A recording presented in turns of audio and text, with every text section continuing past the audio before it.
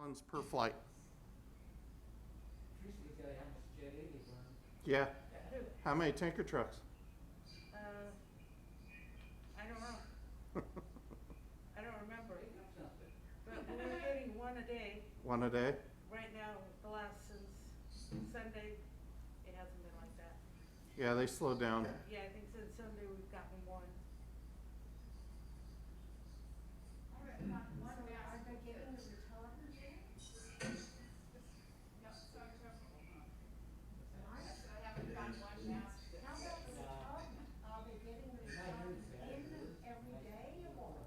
I don't know. I didn't talk to him about that. But it is brought by truck. I do know that they've had to order so much, they had to get a 40-yard dumpster for the bags that comes in. Because I had to give them permission and tell them where to put that.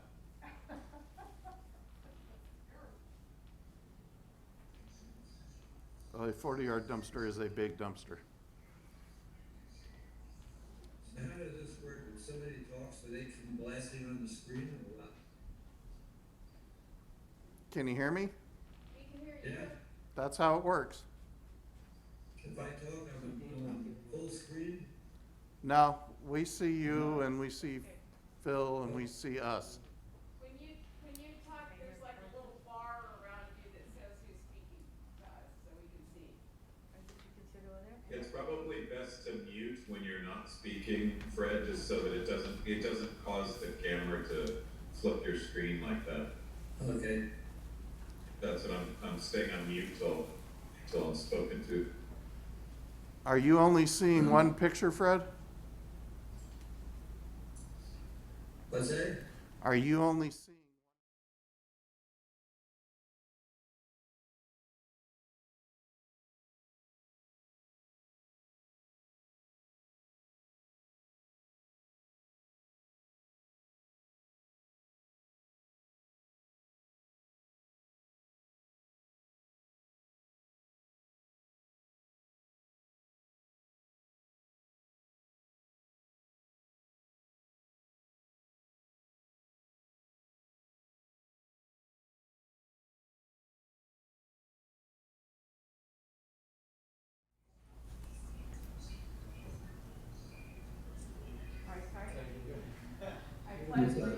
To the flag of the United States of America and to the republic for which it stands, one nation, under God, indivisible, with liberty and justice for all.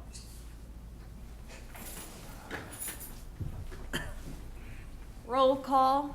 Chairman Stefora, Here. Commissioner Meyer, Here, sir. Commissioner Wells, Here. Commissioner Starrett. Here. I will mark Commissioner Sunseri absent. Item number 4, verification of agenda posting. The agenda for the Airport Advisory Commission of the City of Hollister meeting of August 26, 2020 was posted on the bulletin board at City Hall on August 14th at 10 a.m. per Government Code Section 54954.2. Motion to approve the minutes of the advisory commission meeting of June 24th. All in favor? Well, I'll put a motion Oh. to approve the meeting minutes. Okay. Second. Now all in favor. All in favor? Aye. Aye. Aye. 4-0. Item number 6, public input. We have one card, Ruth Erickson.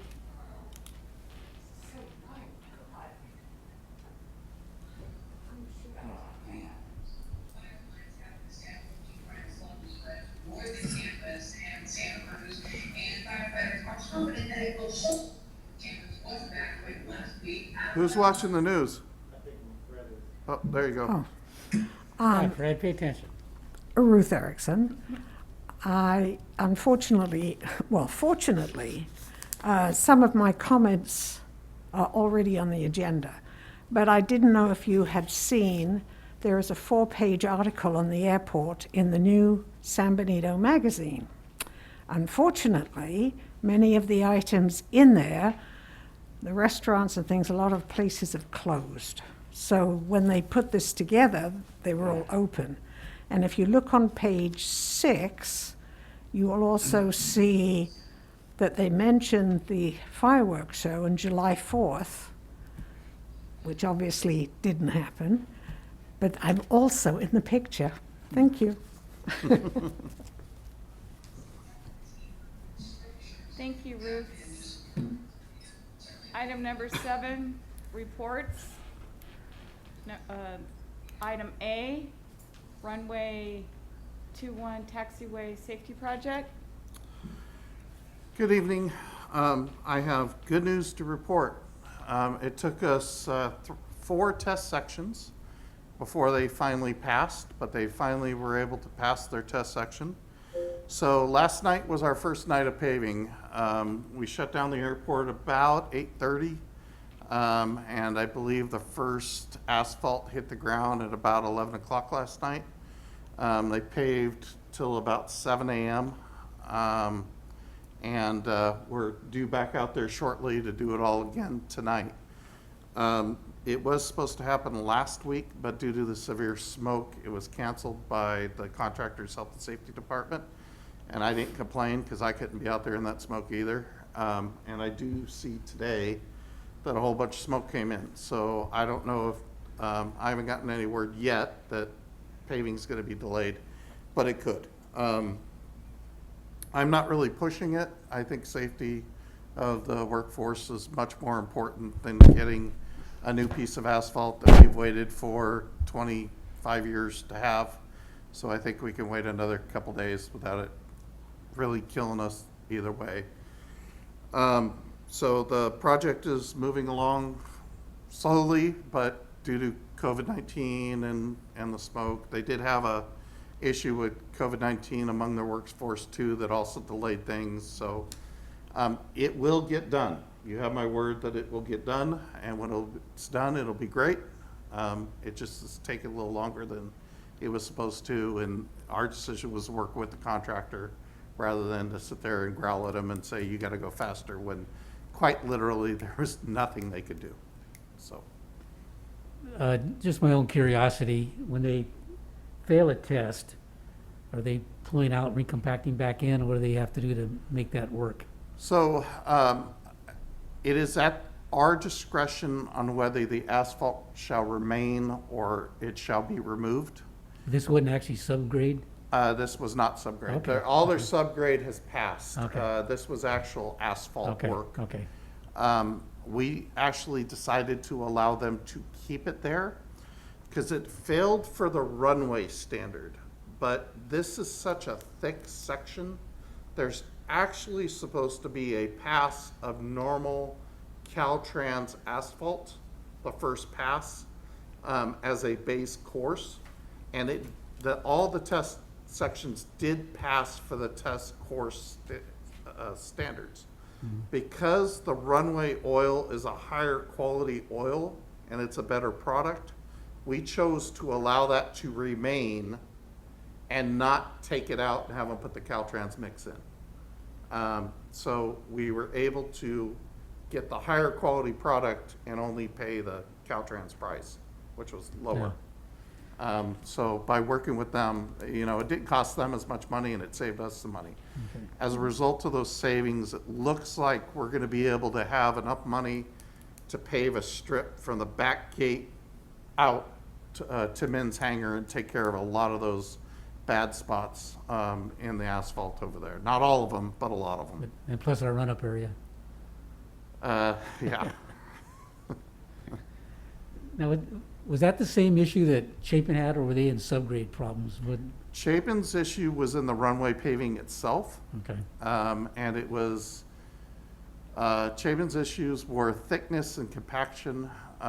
Their failures were compaction and mix. So on a couple of the mixes, they didn't quite have enough sand to rock to oil ratio. Yeah. Well, I know they did Fairview Road, they had a problem there too, so. Okay, thank you. So I have a question. The section that is gonna be over, this is the the extra you were mentioning goes by where the fire trucks caused the damage on the other side of the field, correct? Correct. Is there a cost recovery if we're using some of the dollars that we're using for this project on that? Or, you know, are we gonna be able to charge that bill back to the fire department for other projects, or how does that work? I have worked really hard to make that a reality, but I was told by the city manager there is no money. And I looked at the asphalt there, I mean, it's thin. Oh, it was a very didn't bad have a design. chance. Didn't have a chance. Horrible Yeah, design. so it was not, I don't see it being the fire department's issue, and the fact that they were there. Yeah, Yeah. they were a contributing factor just because of the amount of traffic and the weight, but Yeah. the true failure was when it was initially built. There was no base, no subgrade work at all Yeah. done on that. Yep. And there was an initial layer of 2 inches of asphalt. And then at some point before I arrived, they put another 2 inches of asphalt on top of it. And they did not use any tack oil, so it didn't even become a homogeneous mixture of 2 layers. There's quite literally 2 separate layers of 2-inch asphalt moving in different directions as the ground swells, and you're right, never had a chance. No.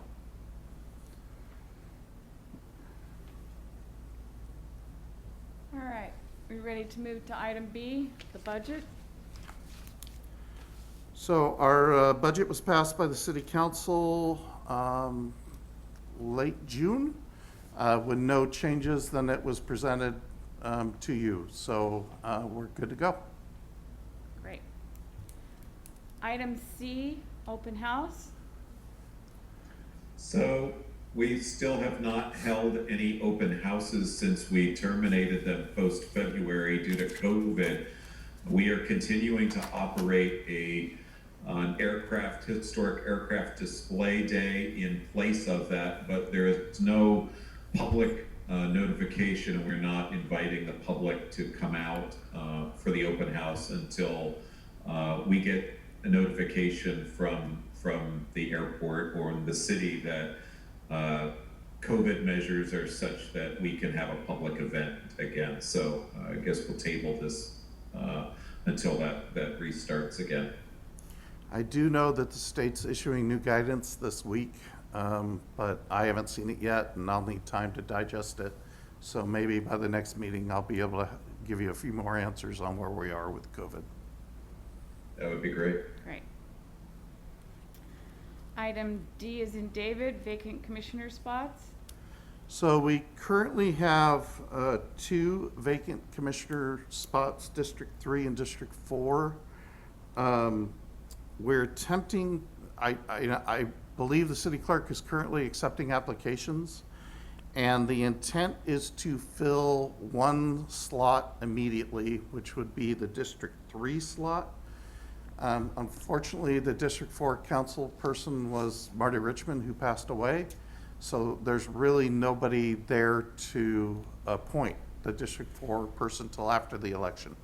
So our intention is to collect applications now, and then we will hold the remaining applications after the District 3 position gets filled for the District 4 victorious candidate who gets seated on the first meeting in December to review.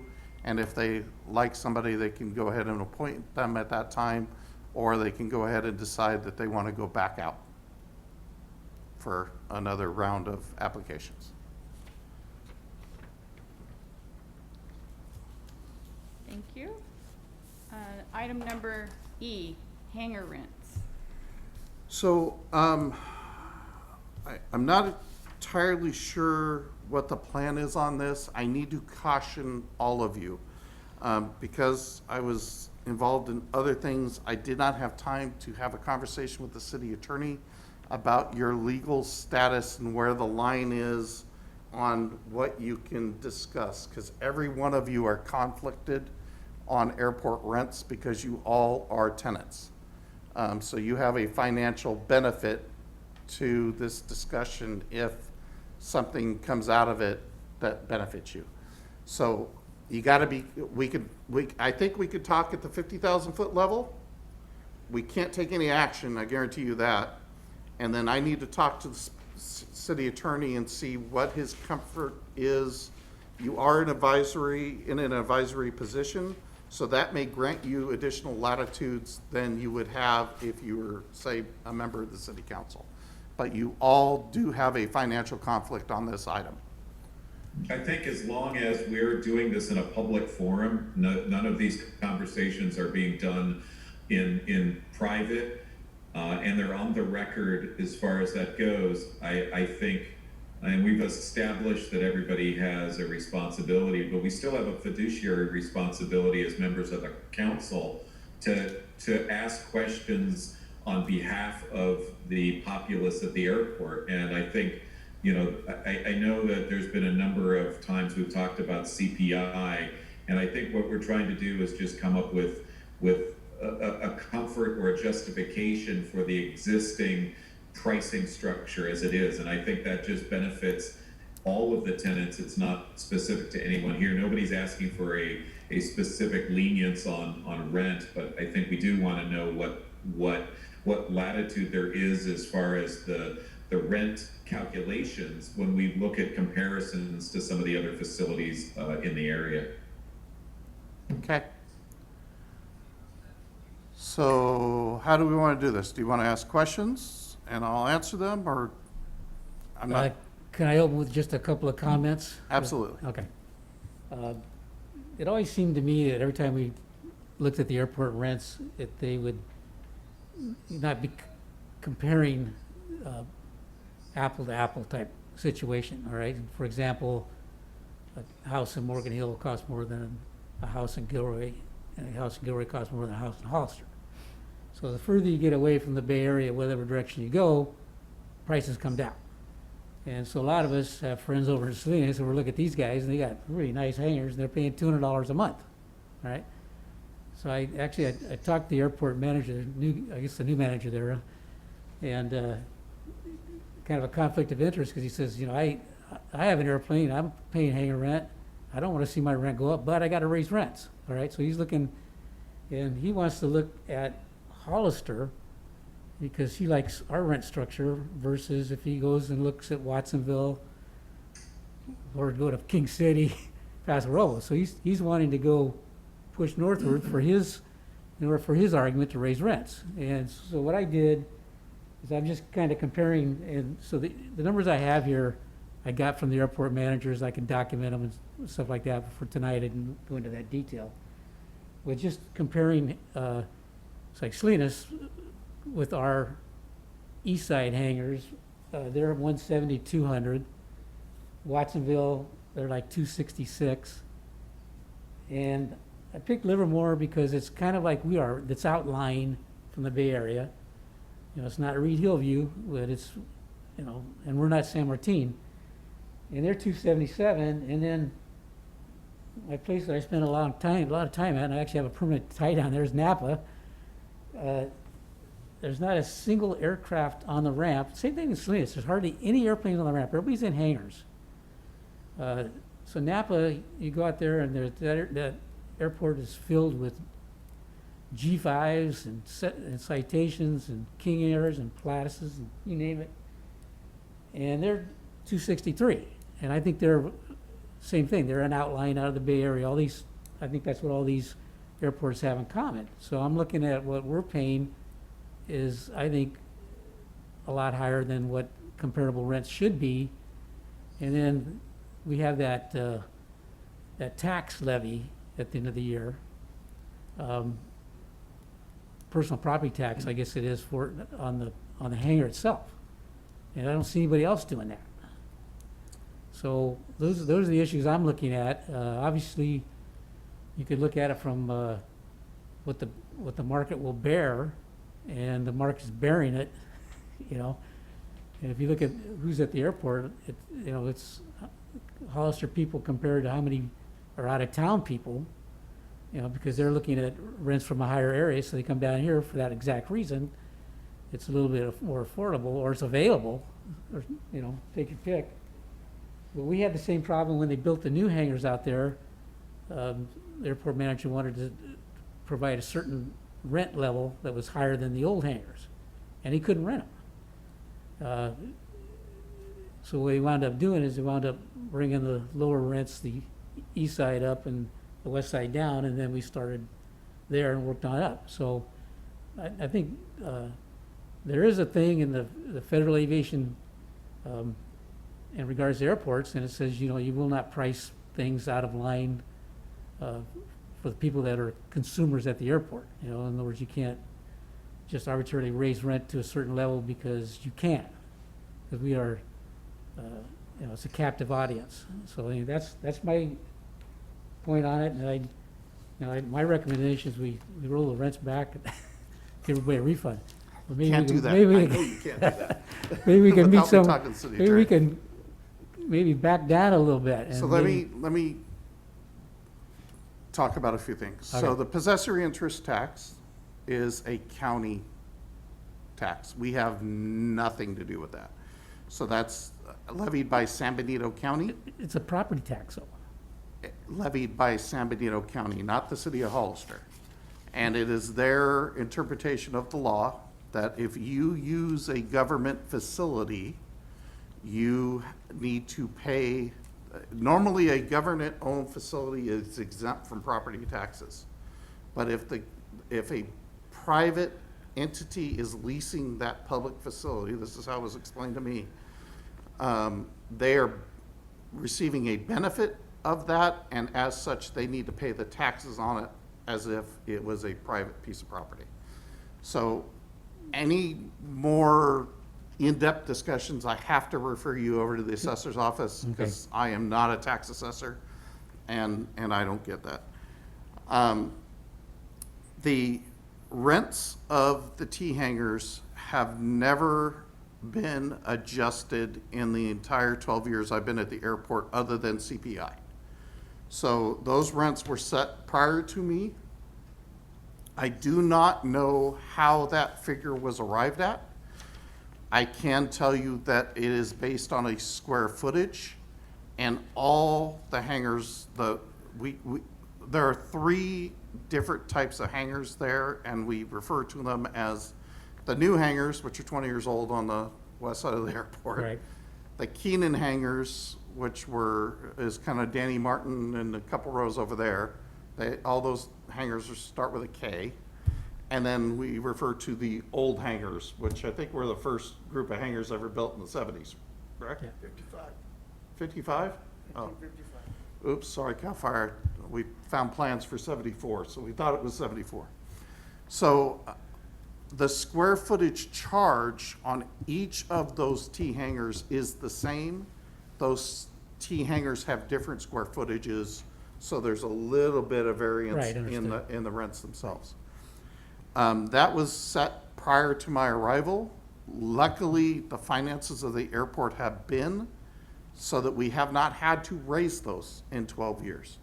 I do not foresee needing to raise those anytime soon. Yeah. But as far as comparing things, I want you to be careful about your comparisons. Hollister is not Watsonville. If you want to, we have different weather than Watsonville, Yeah, but San Juan's not Santa Cruz. correct? And we have different facilities Yes. than Watsonville. I think a better look at the prices we charge is, what is our vacancy rate? What does our waiting list look like? We're full, folks. We've always been full. We got a little close during the crash where a hangar would be open maybe for a month. But we are now back to about a 12-person waiting list on every hangar, and those are real people that want hangars. So I think our charge is probably where it should be. I do know a little bit about Salinas, and I know that they have some real strange ways that the rents were determined over there over the years, and I think it was whatever it needed to be charged when it was built at that time, and then I don't think it really was adjusted after that fact, which is I think what he's trying to take care of and clean that all up. I think they have like 15 different rates for different Yeah. hangars over there. It's kind of crazy. Yeah, the different door heights and everything So- else, yeah. What the CPI does is it protects our value of the money. And I will argue that CPI is hugely important for the airport. I know it's a tough pill to swallow, but it does protect that dollar amount. And I would argue that the CPI increases have preserved the hangar rents where they are, where we have not had to adjust the T hangar rents over the years. I can tell you that the large hangar rents have adjusted over the years because of market conditions, and they are much higher. But we've always managed not to need to touch the T hangar rents. And then the other thing I would ask you to look at is the budget. We do not generate a huge surplus each year with our budget. We generate a bit of a surplus. Do you know what our gross income is? I don't really see it Our on. gross income is about 1 to 1.1 million. And our expenses are between 900 and 950. Yeah, So we generate a little bit of surplus, and I do that intentionally because I was able to get the city council to set up 4 savings accounts for the airport. There's a savings account that each year we transfer twice the minimum mandatory for our federal grant into. So we qualify for a $150,000 federal grant every year automatically. But to receive that grant, we need to have $15,000 matching fund each year. So I always budget for $30,000 to go into that matching fund account. So we always have our money for our mandatory grant. There's a fund for replacement of capital equipment, trucks, tractors. Those are all expensive things. Luckily, I've managed to do a little wheel and dealing between departments, and we don't have it. We probably will go a long time before we need to replace the tractor. That tractor's a $250,000 piece of equipment. Before we had that tractor, quite literally, when spring, it started raining long enough for the ground to harden up, I would say bye to the maintenance person, and they would be on a riding lawnmower for the entire summer. And I would not see them again till it started raining, and the place never kept up being mowed. So the tractor's really been able to allow us to increase the maintenance level of the airport. There's a fund for building repair, roofs, major equipment, building repairs. A little bit of money gets put in there each year and reserved, protected, so that we conduct those repairs. And then the final one is new buildings. So we have some money eventually to be able to go out and buy a new hangar and put up a row of hangars or do that sort of thing. The unfortunate thing was, as a result of the federal regulations on grants and the Chapin situation, that wiped all that out. So we're back at 0 again. Actually, we're a little under 0, but we're battling our way up. So by the end of this year, we'll be back at 0. And then we'll start putting the money there. So I really don't think we have a huge surplus of rent cushion to roll anything back without starting to have to look at cutting back on the services we're able to provide and the maintenance level we're able to provide out there at the airport. I have a question. Yes. One of the things that you had mentioned in the previous meeting when it came to the budget, and specifically this topic has come up, was around the reimbursement for the legal fees associated with the lawsuit. I guess I think we should put this on the agenda probably for another time, but I think we'd like to understand also why we're out of pocket if we were the winners in that lawsuit, why we didn't get that money repaid as a result of the lawsuit. Well, there were no winners in that situation. I agree with you. We can't agendize it for a future meeting. I just spoke to the FAA about this 2 weeks ago, and they are not going to reimburse the legal fees. According to them, the federal law prevents us from, it requires us to expend it, but they are prohibited for reimbursing it. So the money's gone. The money's gone.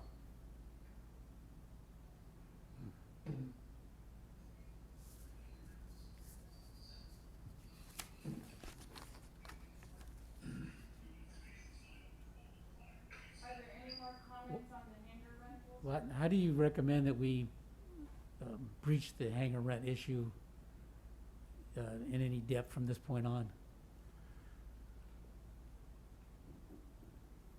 Explain more about what you wish Well, to do. today's just general discussions, but if Yes. we wanted, if we wanted to take it to a next level of actually seeing if a rent reduction is reasonable or in line, how would we approach that? So I need to talk to the city attorney and find out where the line is on what you're allowed to do, and then I would need a specific list of what you wish to consider to make that decision, so that I can produce the data. All right, so you're gonna talk to the attorney? I think at that point I would need Okay. to. Can anybody hear me? Yes, Fred? Oh, am I on the air now? You are. Yes. I'm having trouble with unmuting. Can you hear me now? We hear Yes. you. We hear you. Well, the one problem that I have with the CPI versus the hangar rents is, every year the hangar rents, the percentage of increase is compounded, which makes the rent adjustment each year go up more and more. And I don't know if that's a legal way to do it. Maybe the CPI should be based on a baseline or something. Any comment on that? No, you're correct on that. So it's like a compound interest where you're adding the CPI to each time to the amount that already went up the year before.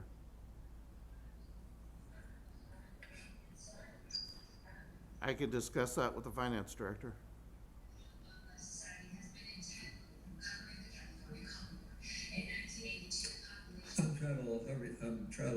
I'm trouble having hearing you when you talk, or anybody in the conference room is kind of echoes. I could discuss that with the finance director. Okay.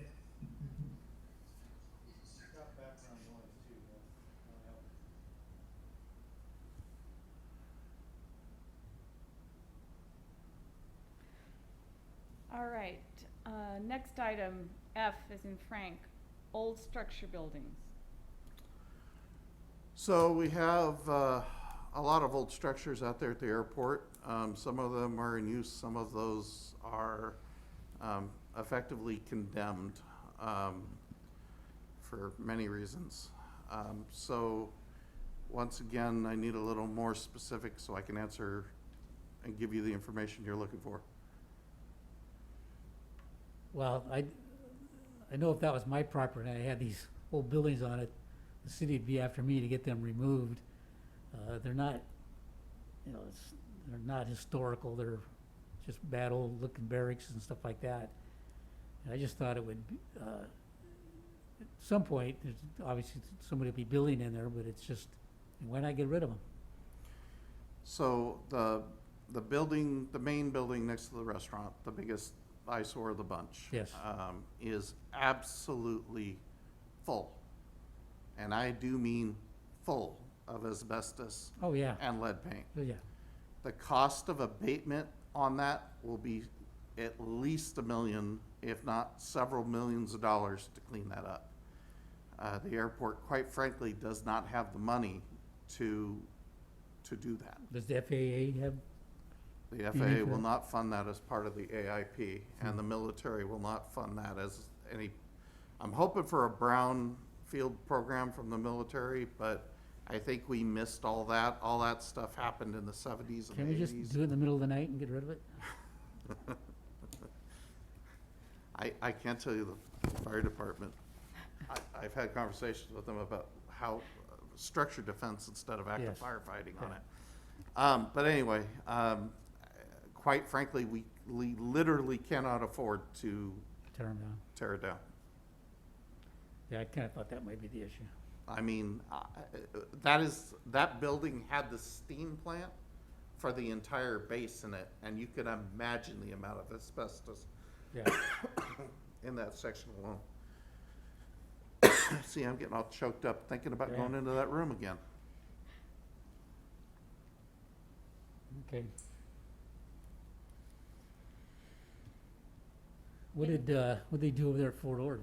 They think they paid $1 million a building to knock those things down? I do believe that as part of the closure negotiation, the military was required to pay the fees to do that. And I think that not all of them are down yet. And how many years has it been since it's closed? So, yeah, Yeah. they do pay those fees Yeah. to do that. I could tell you that the lead paint abatement on the building that I'm in was $250,000, and that was just the exterior Yeah, of the building. well, I could tell you stories about that. These guys are all masked up, working like crazy, break for lunch, take their masks off, lean against the building, eat their lunch, Yeah, I know. so. Is there any hazard to having those buildings there? I mean, if they're containing this, So the outside has been painted with latex paint. Obviously, it's chipping off in places. If somebody was over there eating the paint, it'd be an issue. I mean, physically picking paint off the building and eating it. And then the staff are the only people that access that building, and they have to be trained and appropriate PPE to access that building. Where's that Hollister arsonist when you need him? I think they arrested him. They get him? Good. all right. I can tell you that the asbestos and lead paint cleanup on Building 25 was $1,500 after it burned. Yeah, It's a big difference. And Building 25 was about that big, wasn't it? Yeah.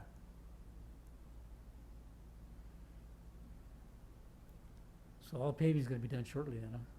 I'm sorry? All the paving's gonna be done shortly. All the paving should be done. Well, there's 4 more days of paving, so whether they happen this week or Okay, great. there's a total of 4 days of paving. Yep. All right, next item G, EDC Airport Committee. So the Economic Development Corporation has formed a airport committee. I'm a member of it. Councilperson Lenore is a member of it, and there's a lot of business leaders in the community that are also members of it. There's a representative from Granite Rock, et cetera. We've met. They've established a work plan to work through promoting the airport.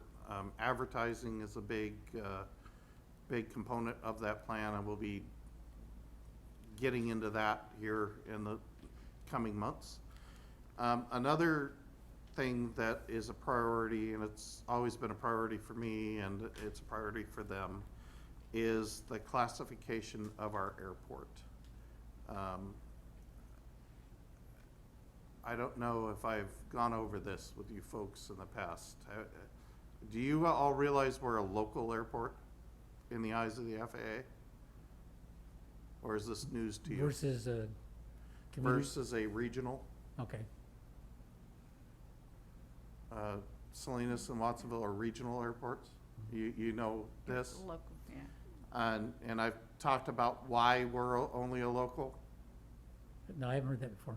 Okay, so the FAA established a classification of the general aviation airports in the NIPIAS plan, which is the National Airport Civil Defense Plan, which is the plan that gives us the federal dollars through the grants. And they classified airports into 4 categories. Reliever, which is your major GA who's helping out doing commercial traffic. So Monterey is a reliever because it relieves traffic from San Jose.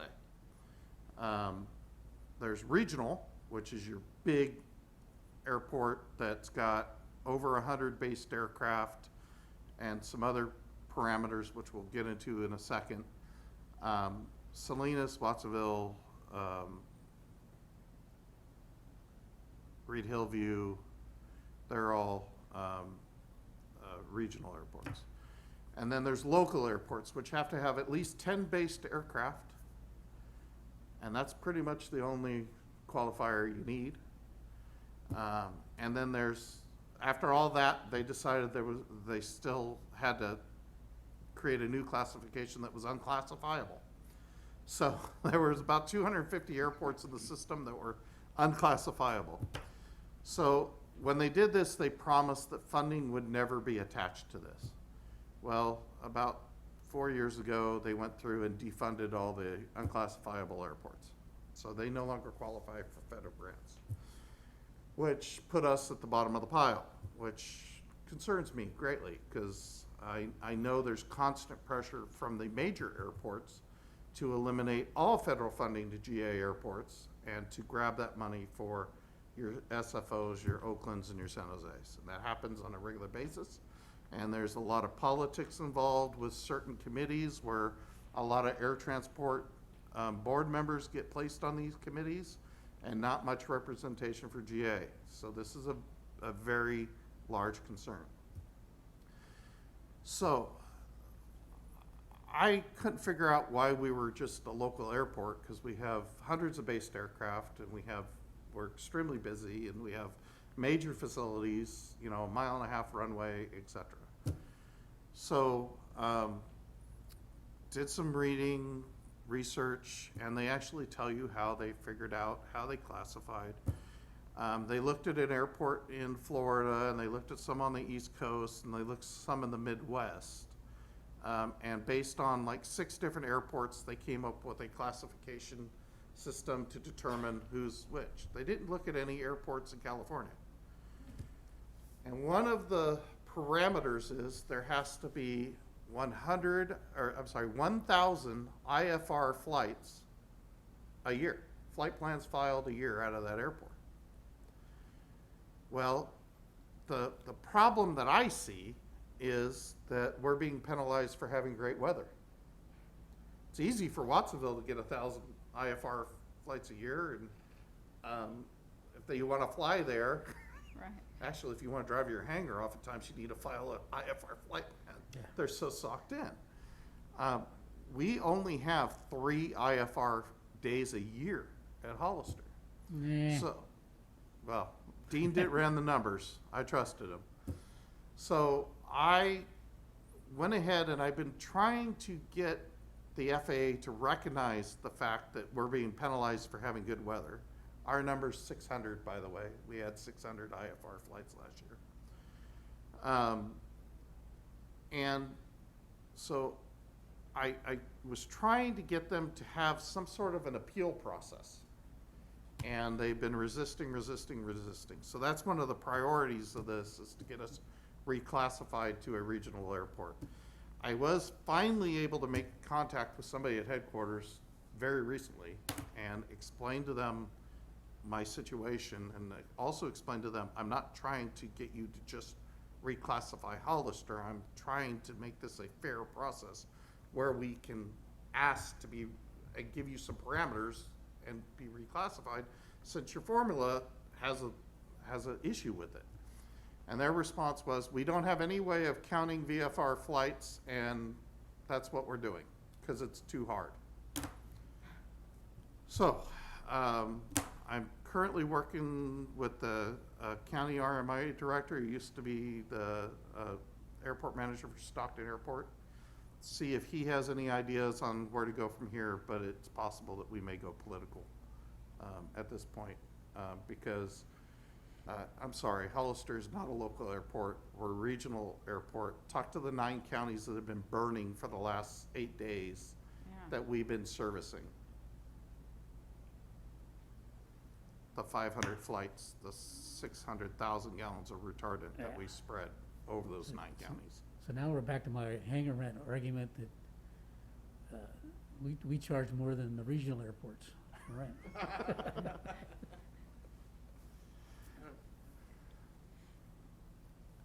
Well, if you want to pay their rent and go sit in the fog over there, it's good for the skin.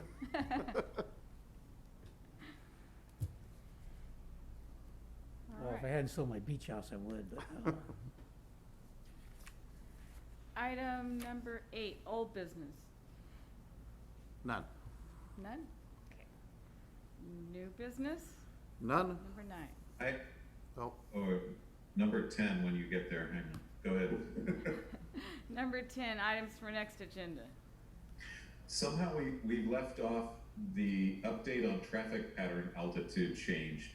I don't know, I'm just curious, did we ever get that resolved? And no we change. can put it back on the list for next time, I guess. It is not an FAA priority.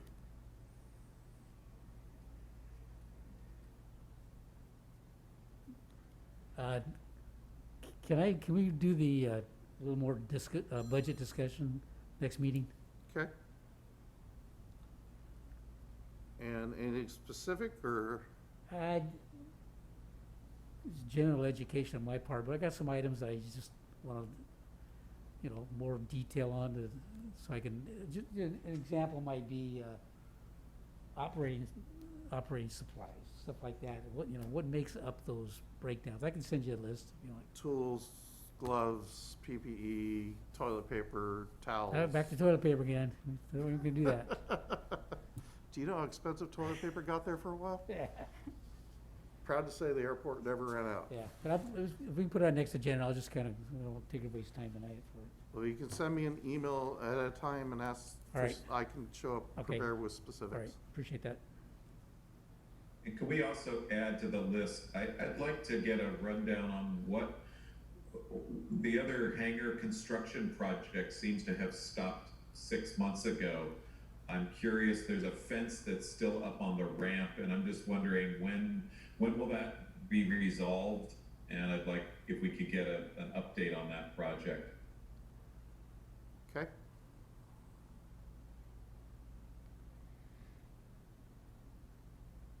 And then items A through E would, I assume, stay on for the next agenda.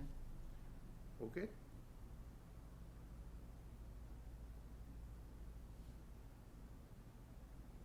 Number 11, action items. None. All right. Next meeting is scheduled for September 23rd. That is correct? The following is October 28th. Maybe. The Maybe. calendar's not flipped, I can't. Too far in advance.